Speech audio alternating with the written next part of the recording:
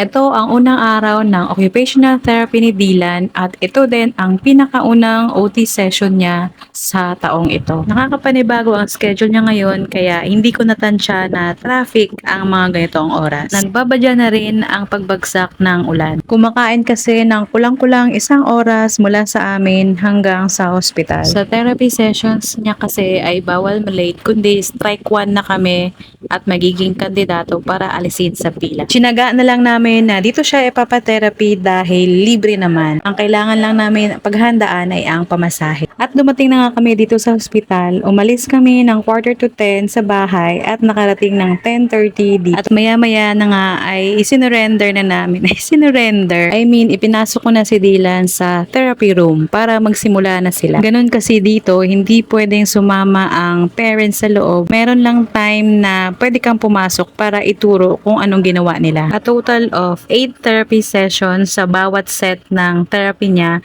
at sa pang-apat at panghuling sessions, doon lang ipinapasok ang mga magulang. After 45 minutes ay tapos na sila at sinundo ko na si Dylan. Sa bawat tatapos ng sessions na ito ay dinidiscuss ng kanyang therapist o teacher kung anong ginawa nila sa loob. Ang sabi ng teacher niya, ang pinaka-goal namin ngayon ay ang reach ni Dylan. Yun bang pag may inabot sa kanyang laruan ay kukunan niya ito ng kusa nang hindi na hinahawakan ang kanyang mga kamay. Ang sabi ng teacher niya, weird daw kasi marunong naman mag-stretching si Dylan sa mga kamay at paa niya nang siya lang, pero kapag may inaabot sa kanya ay hindi niya to alam. At dahil dyan, sa upper limbs daw muna ang tatrabahuin namin. Hindi na muna daw kasali ang mga paa. Sa mga oras na yan ay hinihintay ko na lang dumating yung nabook kong taxi. Medyo matagal pa nga bago dumating dahil may din-drop off pa siyang isang pasahero. At maya-maya na rin ay dumating na siya at na-pick up na kami sa loob ng hospital. Another 45 minutes to 1 hour na naman ang biyahe bago makarating sa bahay. Lalo na